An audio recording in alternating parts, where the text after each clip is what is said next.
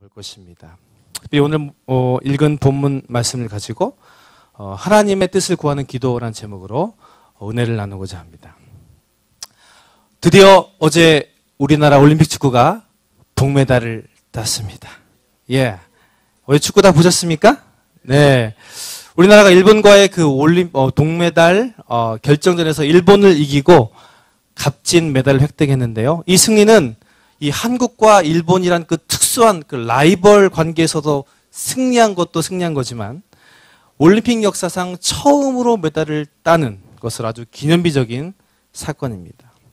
그런데요, 저는 그 경기를 보고 우리나라 축구가 일본을 경기 질적으로 또 결과적으로 이기고 또 메달을 땄음에 기뻤지만 한편으로 그러함에 더 많은 아쉬움이 남았습니다.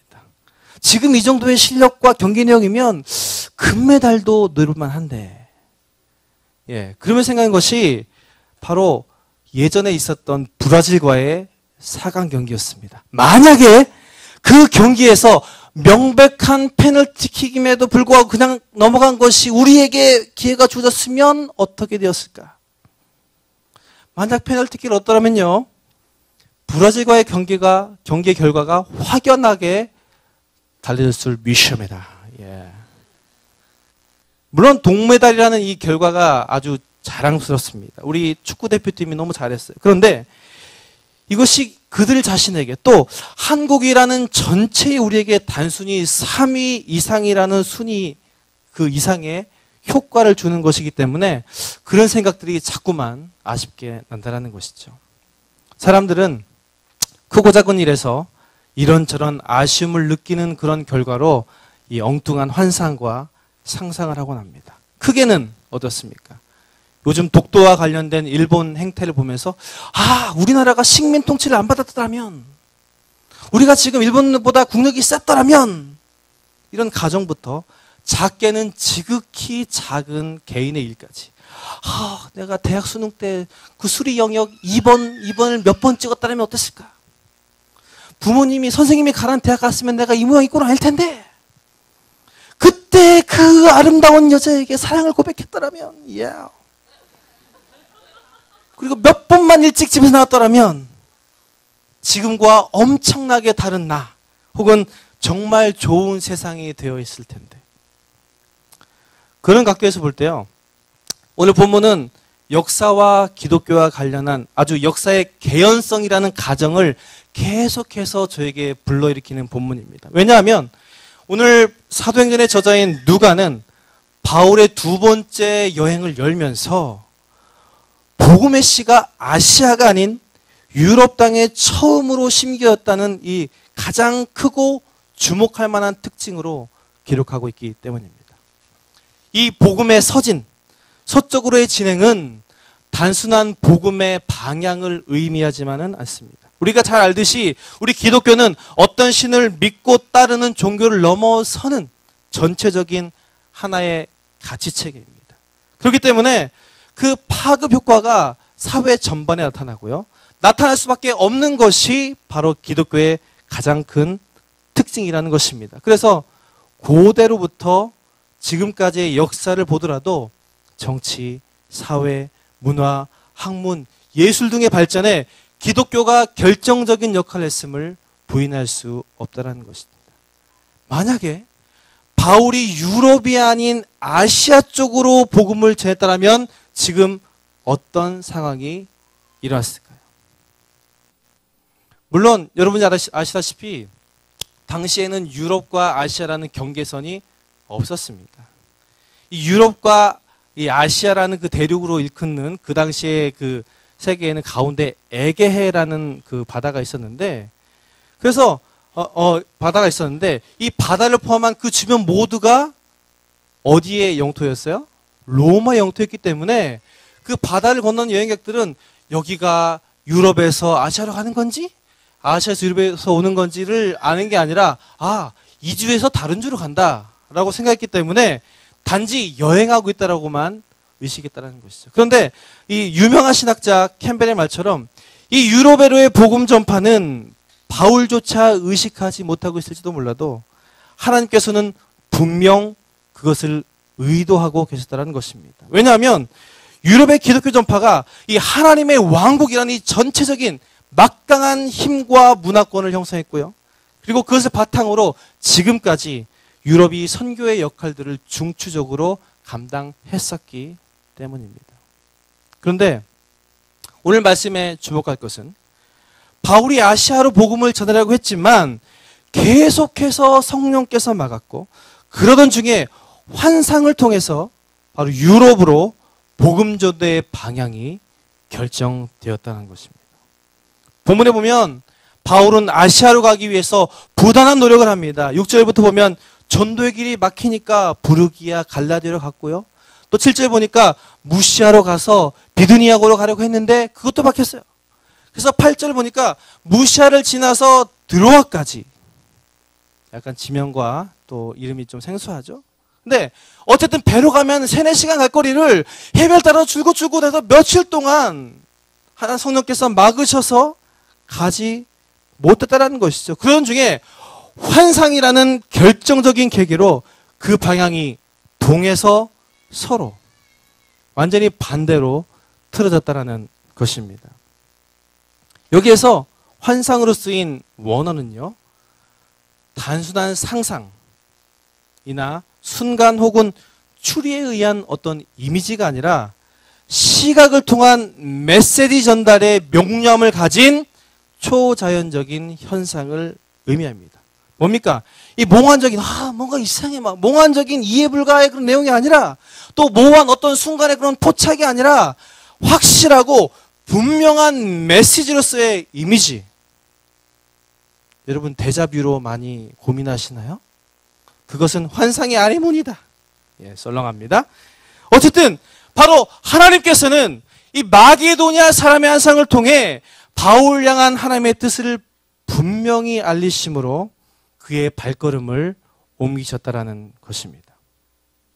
이 하나님의 뜻을 아는 것은 너무나 중요한 것입니다. 그렇기 때문에 바울뿐만이 아니라 하나님을 믿는 주님의 사람이라면 누구에게나 중요하고 또 반드시 알아야 합니다. 왜요? 잘됨과 축복을 제쳐두고라도 우리 인생은 바로 하나님 것이에요. 우리가 바로 하나님의 분명한 계획 가운데 있기 때문에 우리가 그 뜻을 알 때에 우리가 하나님께 나아갈 수 있고요. 하나님의 인도하심에 따라 이끌릴 수 있고 또 그 뜻 가운데 있을 때에 즐거워할 수 있습니다. 그 뜻 가운데 있을 때 우리의 존재가 우리다울 수 있다는 것입니다. 또 반대로 어떻습니까? 하나님의 뜻을 온전히 알 때에 우리가 잘못된 길과 방법과 그 길 가운데 떠날 수 있습니다. 그리고 그 뜻의 방향을 맞출 때에 우리가 가진 소중한 에너지들을 낭비하지 않을 수 있다는 것입니다.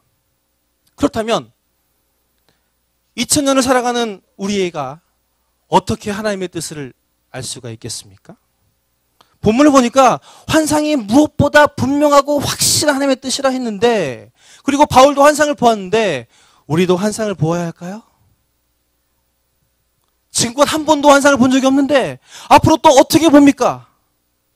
그런데 여기서 우리가 반드시 짚고 넘어갈 것이 있는데, 이것은 하나님의 뜻을 아는 데 있어서 문제가 바울처럼 환상을 받느냐 못 받느냐 혹은 어떻게 받느냐 그 내용이 무엇이냐가 아니라 우리가 그 하나님의 뜻을 알기를 위해서 구하느냐 안 구하냐라는 것입니다. 왜 그렇습니까? 환상은 바로 하나님의 특별한 계시의 방법입니다. 우리가 신앙의 모범을 삼는 초대교회, 성령이 그토록 강력하게 역사했었던 그 초대교회에서조차 흔하지 않은 하나님의 계시 방법입니다. 물론 요즘에도 성령의 능력 가운데 환상을 보신 분이 계세요. 근데 감사한 건 하나님께서 자신의 뜻을 나타내시는 데 있어서 오히려 환상보다 더 분명하고 정확한 하나님의 뜻을 알리시는 그 채널들을 우리에게 주셨다는 데 있습니다. 예배를 통해, 공동체를 통해, 개인 묵상의 시간을 통해 다양하게 우리는 하나님의 뜻들을 분명히 알 수 있다는 것입니다. 그렇기 때문에 하나님의 뜻을 알려는 어떤 결과로서의 현상이 있고 없고가 아니라 하나님의 뜻을 알려고 구하느냐 안 구하느냐가 바로 우리 신앙의 관건이요 문제라는 것입니다. 여기에 바울의 위대함이 있습니다. 바울은 환상을 받고 안 받고를 떠나서 기도로 하나님께 온전히 나아감으로 그 뜻을 알기를 원했습니다. 그는 기도를 구했기 때문에 하나님의 뜻을 알 수 있었고 그 뜻 가운데 인도함을 받을 수 있었습니다. 본문의 내용 중에 반복되는 중요한 표현이 있는데요. 6절을 보면 성령이 아시아에서 말씀을 전하지 못하게 하셨다. 또 7절을 보면 예수의 영이 허락하지 아니하셨다. 여기서 성령과 예수의 영은 삼위일체로 계시는 그 하나님의 역사를 표현하는 것인데요. 이 방식으로 볼 때 뭐가 어떻다는 겁니까? 바로 하나님께서 막으셨다는 것이죠. 근데 이 사실은 바울뿐만이 아니라 이 사도행전의 저자이며 현재 바울의 여행 동반자인 누가가 바로 자신들의 막힘이 하나님의 뜻임을 분명히 알고 있다는 것을 암시하고 있다는 것입니다. 또한 9절 10절을 보면 어떻습니까? 환상을 통해서 마게도냐 사람이 와서 우리 도와주세요 라는 환상을 보고 바울이 어떻게 반응했어요? 바울은 그 환상을 보고 이것이 바로 하나님의 뜻임을 곧바로 깨닫고 그대로 실천했다는 것입니다. 이것은요, 그가 얼마나 하나님께 민감하게 반응했는지를 나타내고 있다는 거예요. 즉 무슨 말입니까? 다시 말해서 바울은 하나님의 뜻을 구하되 철저히 하나님 중심의 하나님 중심적인 기도로 나아갔고 그 뜻대로 행하고자 했다는 것입니다. 사랑하는 여러분, 바울의 이런 모습은 그가 위대한 하나님의 사람이며 또한 사역자에게 당연하다고 생각될지 모릅니다. 그러나 자세히 들여다보면 바울 자신도 본문을 통해서 자기 내면의 갈등에 대해서 하나님 중심이냐 아니면 나 중심이냐를 계속해서 우리와 똑같이 고민하고 있다는 것입니다. 그들은 기도는 했지만 자신들의 뜻을 따라 자신의 생각대로 부르기아와 갈라디아 땅으로 갔습니다. 또한 막히니까 자기 뜻대로 비두니아고라는 곳으로 가고자 애썼습니다. 이들의 행동은 어쩌면 하나님의 뜻과는 정반대되는 방향으로의 진행일 수도 있습니다. 그러나 중요한 건 바울이 그 고민과 갈등 가운데 그리고 어쩌면 자신들 뜻대로였을 그 여행 속에서조차 하나님과 나의 주도권 싸움 중에 그가 결국엔 하나님 쪽에 서서 하나님의 뜻을 발견하고 하나님 뜻 가운데 나아갔다는 것입니다. 그래서 어쩌면 실패로 보이는 그들의 작은 여행 가운데서도 하나님의 마음과 입장에서 그것들을 바라보며 나아갔다는 것입니다. 그런 의미에서 기도는 우리가 하나님을 찾는 것이 아니라 우리를 찾는 하나님께 반응하는 것입니다. 그것과 동시에 기도는 우리의 뜻을 하나님께 아뢰는 것이 아니라 우리에게 주시는 하나님의 뜻을 바로 알고 잡는 것입니다. 그런데 여러분, 이 하나님 중심이냐 나 중심이냐가 이 얼마나 삶 가운데 치열한 싸움이고 또 얼마나 작은 차이로 그것들이 갈리는지요. 일상에 관한 건 둘째 문제고요. 신앙의 모습에서조차 우리는 그 주도권 싸움에 우리가 승리함을 봅니다. 더 비극인 건 이 작은 차이를 인식하지도 못한 채 신앙이라는 이름으로 믿음이라는 이름으로 우리 자신들을 우리 신앙의 전면에 내세운다는 거예요. 기도라는 미명하에 하나님과 뜻과 상관없는 나의 필요를 구하고 또한 행동합니다. 또 하나님의 뜻이라는 미명하에 우리의 행동을 정당화하고 이기심을 충족합니다. 그런데 보니까 저만 그런 게 아니더라고요. 저를 포함한 대부분의 크리스천들이 그렇게 기도하고 바란다는 겁니다. 왜 그럴까를 잠깐 생각해 보니까 우리의 초점이 우리의 신앙에 대한 행동 그리고 결과에만 맞춰져 있기 때문에 그렇다는 것입니다. 왜냐하면 보다 여럿이 하는 것보다 적용이 쉽고요. 일의 진행이 두세 명이 하는 것보다 빨라요. 내가 혼자 따로 기도하면 더 열심히 하면 하나님께서 구해주실 것 같아요. 알려주실 것 같아요. 그래서 자신을 위한 기도에만 매달리게 된다는 것입니다. 그래서 어떻게 하면 내가 믿음의 결정을 내릴까? 어떤 결과가 과연 하나님께 영광을 돌릴까? 소위 이야기하는 예수님이라면 어떻게 하실까를 자기라는 작은 이름을 뒤로 숨긴 채 하고 있다는 것입니다. 물론 예수님이라면 어떻게 하실까? 라는 질문이 나쁜 말은 아닙니다. 오해하지 마십시오. 근데 보다 더 근본적으로 들어갔을 때 이 말은 나를 향한 하나님의 뜻을 따르기 위해서 내가 무엇을 해야만 하는가와 순서가 바뀌어야 됩니다. 그리고 그 이전에 나를 향한 하나님의 뜻을 따르기 위해 먼저 그 뜻을 구하는 기도를 해야 한다는 것입니다. 문제는 이 기도와 응답들이 우리의 내공이 되어서 크리스찬인 우리를 크리스찬답게 하는 힘을 만드는 데 이용되어져야 되는데 이 기초와 내공이 무너지다 보니까 신앙과 행동이 불일치해요.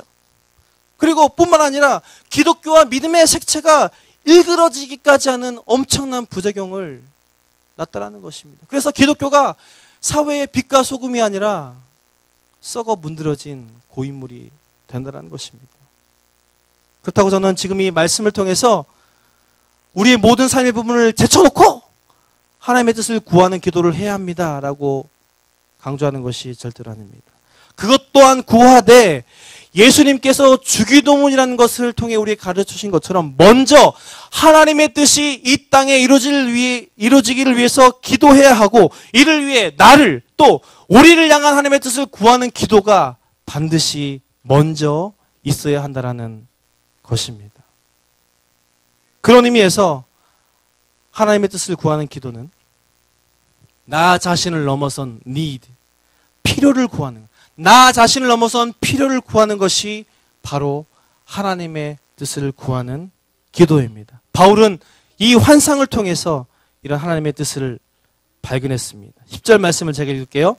바울이 그 환상을 보았을 때 우리가 곧 마게도냐로 떠나기를 힘쓰니 이는 사랑 하나님이 저 사람들에게 복음을 전하라고 우리를 부르신 줄로 인정함이로라. 여기서 인정함이란 말은요, 바울이 하나님 뜻이 과연 무엇인지 어떤 것인지와 하나님의 뜻에 순종하는 근거가 됨을 확신하는 그의 어조입니다. 즉 분명 하나님의 일이었지만 자신의 뜻에 의한 필요를 구하고 발견하는 것이 아니라, 행동하는 것이 아니라 나를 넘어선 우리 공동체의 필요를 바라보는 것, 그것이 바로 하나님의 뜻을 구하는 기도의 출발점이요, 우리가 마땅히 보여야 할 하나님의 뜻을 구하는 기도의 모습이라는 것입니다. 사랑하는 BLC 여러분, 여러분의 기도는 과연 어떤 초점을 가지고 나아가고 있습니까? 어떤 모습을 함께 나아가는 기도입니까? 먼저 하나님의 뜻을 구하는 자가 되기를 주님의 이름으로 축원합니다. 그리고요, 기도 안 했더라도 괜찮습니다. 지금까지 나를 위한 기도를 했어도 괜찮아요. 이제부터라도 과연 나를 향한, 그리고 나를 통한 우리 안에 있는 공동체를 향한 하나님의 뜻이 무엇인지를 구하는, 기도하는 자가 되기를 주님의 이름으로 축원합니다. 그걸 통해서 하나님의 말씀과 셀과 교회를 통해 하나님의 뜻을 발견함으로 그에 합당하게 쓰이는 우리 모두가 되기를 주님의 이름으로 축원합니다. 말씀을 맺겠습니다. 아시다시피 또 들으시다시피 저는 미국에 유학을 다녀왔는데요. 저는 이전에 사역지에서 떠나는 그런 입장에서 저희 미래 사역에 대해서 아주 많은 기도를 했습니다. 물론 기도를 많이 하게 생기지 않았지만 정말 열심히 기도했어요. 그래서 어떻게 하면 내가 우리 가정을 넘어선 이 교회와 하나님의 나라 가운데 쓰임받게 될 것인가 기도를 했어요. 그래서 여기 결정했고, 그리고 미국에 가서도 열심히 기도를 했는데요. 여러 가지 생각해보니 저에게 주신 이 시대 가운데 하나님의 뜻은 5년 정도 열심히 공부하다가 학위를 딴 뒤 좀 더 안정된 교회를 가서 다음 세대를 사역할 사람들에게 그 길을 열어주는 것이라는 확신으로 응답을 받은 거로 생각했어요. 그래서 저희 비전이 다음 세대를 향한 그런 비전인데, 섬기는 것인데, 지금 내가 너무 힘들고 상황이 안 되니까 좀 더 좋은 교회 가서 내가 그를 열어주는 것이 하나님의 뜻이 아닐까라고 그것을 위해서 계속해서 기도했죠. 근데 신기한 건 그렇게 기도할수록 기도는 열심히 하는데 마음이 허전하죠. 그리고 그럴수록 저의 생활과 관계가 어그러진다는 거예요. 왜냐하면 그 기도가 나에게 초점이 맞춰진 기도이고 또 그 욕심의 출발이 하나님 뜻과 전혀 관계없는 나의 욕망에서 시작된 것이기 때문에요. 그런 중에 저희 부부가 엄청난 위기를 겪었습니다. 그때가 1년 정도 전이었는데요. 그렇지 않아도 계속해서 부부관계가 좋지 않아서 유학을 결정하게 된 그런 결정적인 이유 중에 하나로 가게 되었는데, 떨어져 있다 보니까 이제 붙어 있으면 될 줄 알고 붙어 있는데, 붙어 있으니까 더 이게 짜증이 나고 힘든 거예요. 그래서 갈증이 계속 증폭되다가 이게 완전히 터져버렸는데, 이게 완전히 갈 때까지 간 상황이 된 거예요. 제가 예전에 BAC에 설교할 때, 정말 죽고 싶었다라는 말을 좀 한 적이 있는데, 정말 그 당시에는 지옥이 있다면 바로 이런 데가 아닐까 할 정도로 아주 관계의 끝을 맛보았습니다. 그래서 그런 상황을 겪으면서 이러고 있느니 내가 유학 가서 뭐하나, 한국 가자. 한국에 가면 말이라도 통하니까 좀 더 편해지겠지.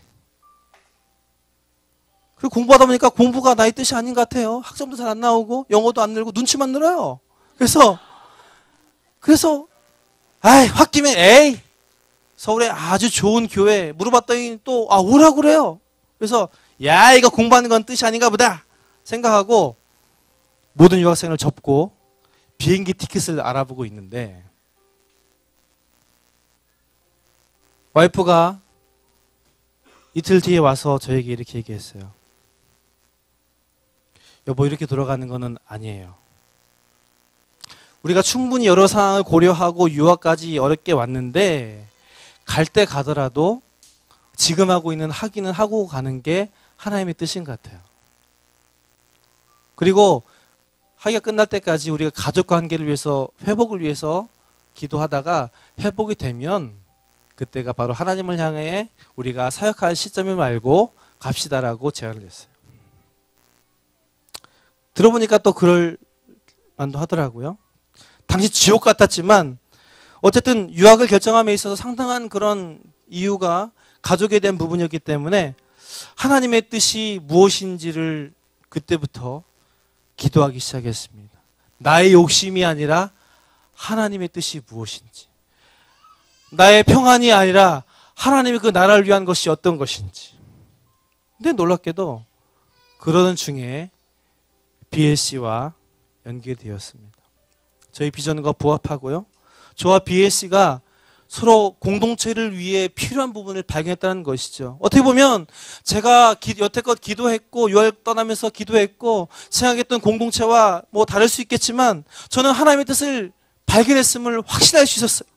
근데 놀라운 건 이 앞으로의 사역을 위해서 기도하던 중에 이 BLC와 연결 중에 이 부부관계와 가족관계가 놀랍게 회복되는 역사가 일어났다는 것입니다. 정말 놀라운 응답을 받았습니다.